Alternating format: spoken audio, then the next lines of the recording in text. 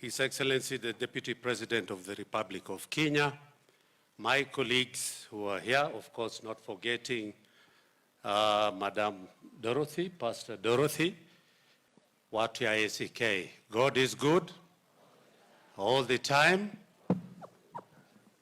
Mungu ni mwema kila wakati. Asante sana.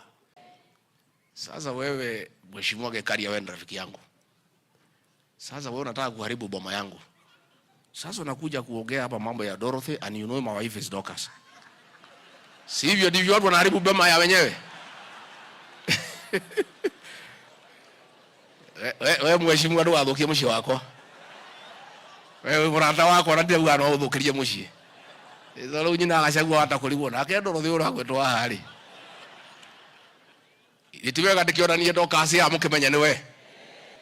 Archbishop, if you allow me, I introduce my spouse. Pastor Dorcas, come, so that people can also see you.